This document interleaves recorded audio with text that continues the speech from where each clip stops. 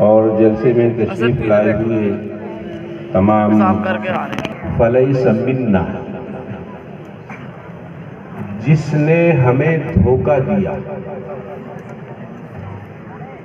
جس نے ہمیں دھوکہ دیا تو وہ ہم میں سے نہیں، یعنی دھوکہ دینے والا مسلمان نہیں ہے۔ کون کہہ رہا ہے؟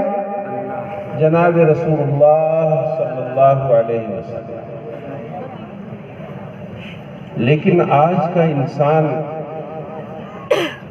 دھوکہ دینے کو اپنی خوبی سمجھتا ہے، اور لوگ کس کس طریقے سے دھوکہ دیتے ہیں، اس کی چند مثالیں میں آپ کے سامنے رکھنا چاہتا ہوں۔ میں ایک مرتبہ سیونی میں تھا، ایک یہ سیونی مالوہ ہے، ایک سیونی بالا گھاٹ ہے، جبل پور اور ناگپور کے بیچ میں۔ تو سیونی بالا گھاٹ میں تھا میں، وہاں پر رمضان کا مہینہ تھا۔ ایک دن صبح صبح میں نے دیکھا کہ چند نوجوان ایک اخبار لیے ہوئے کوئی خبر پڑھ رہے ہیں اور اس پر تبصرہ ہو رہا ہے اور حیرت کر رہے ہیں۔ میں نے پوچھا بھائی کیا خبر چھپی؟ کہنے لگے صاحب یہ جو نیشنل ہائی وے گزرا ہے جبل پور اور ناگپور، ایک گاؤں کے پاس ایک چائے کی ہوٹل تھی اور وہ ہوٹل والا نقلی دودھ بیچ رہا تھا، نقلی دودھ کی چائے بنا رہا تھا، اور نقلی دودھ کی تعریف بھی لکھی تھی کہ 1 روپے والا جو شیمپو آتا ہے نا، اس شیمپو کو بالٹی میں گھول دیتا تھا اور اس کو گرم کر لیتا تھا، اس کی شکل سفید دودھ جیسی ہو جاتی تھی اور اس کی چائے بنا بنا کر وہ لوگوں کو پلا رہا تھا۔ پولیس نے چھاپا مارا اور اس کو گرفتار کیا۔ یہ خبر چھپی ہے جس کو ہم لوگ حیرت کے ساتھ پڑھ رہے ہیں۔ بتائیے آپ، نہ اس میں دودھ ہے، نہ اس کا کہیں اتا پتہ ہے، ایسی مہلک چیز، لیکن انسان ایک عرصے سے لوگوں کو اس کے نام پر دھوکہ دیتا ہوا چلا۔ اچھا حیرت ہے اس بات کی کہ میرا موقع ملتا ہے تو میں آپ کو دھوکہ دے دیتا ہوں، اور آپ کو موقع ملتا ہے تو آپ بھی نہیں چھوڑتے۔ کوئی اس میں پیچھے نہیں ہے۔ آج دنیا کا ماحول یہ بن گیا کہ جب بھی جس کو موقع ملتا ہے وہ دھوکہ دیتا ہے۔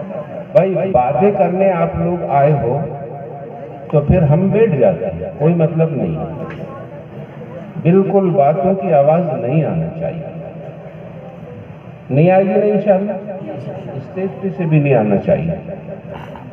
خیر بہرحال، تو میں یہ کہہ رہا تھا کہ دھوکہ دینے میں ہر آدمی ایک دوسرے سے آگے بڑھنے کی کوشش کرتا ہے۔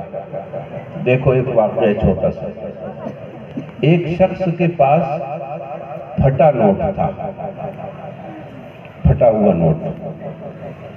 بہت سے لوگ پھٹے ہوئے نوٹ کو بھی توڑ مروڑ کر چلا دیتے ہیں، کئی لوگ تو نوٹ کے آدھے ٹکڑے کو چلا دیتے ہیں، اس طرح موڑتے ہیں اس کو کہ دکاندار سمجھ ہی نہیں پاتا کہ یہ آدھا ٹکڑا ہے، اور جب تک وہ کھول کے دیکھتا ہے سامان لینے والا غائب ہو چکا ہوتا ہے۔ ہوتا ہے کہ نہیں؟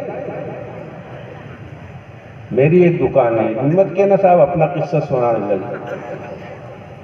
دکان ہے کرانے کی، بچے بیٹھتے ہیں، تھوڑا سا ٹائم میں بھی دے دیتا ہوں اس میں کبھی کبھی۔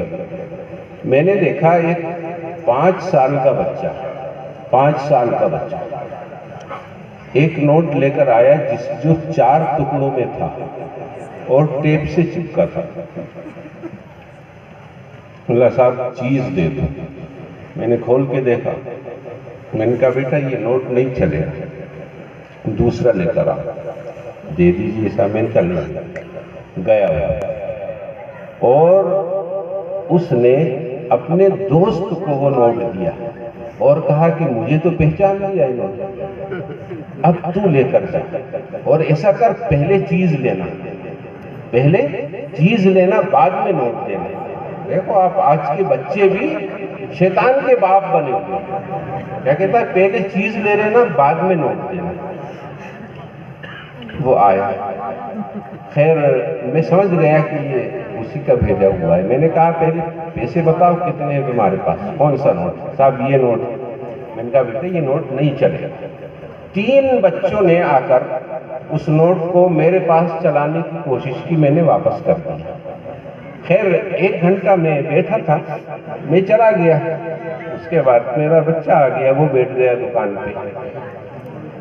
اگلے دن جب میں دکان پر پہنچا تو میں نے دیکھا کہ وہی پھٹا ہوا نوٹ دراز کے اندر رکھا ہوا ہے, اور وہ بچوں نے میرے بیٹے کو بے وقوف بنا کر اور وہ نوٹ چلا. چھوٹے چھوٹے بچے بڑوں کو دیکھتے ہیں اور ان سے سیکھتے ہیں. بعض گھروں میں تو باقاعدہ اس کی تربیت کی جاتی ہے. کہاں تک انسان گرتا ہے. تو ایک شخص کے پاس پھٹا ہوا نوٹ تھا, اور اتنا زیادہ پھٹا ہوا تھا کہ وہ چل نہیں سکے. یاد رکھیے, اگر نوٹ اتنا پھٹا ہے کہ وہ چل نہیں سکتا اور آپ نے دھوکے سے اس کو چلا دیا تو یہ بھی دھوکہ دینا کہلائے گا. اور اللہ کے رسول صلی اللہ علیہ وسلم کی اس فرمان کے مطابق ایسا کرنے والا مسلمان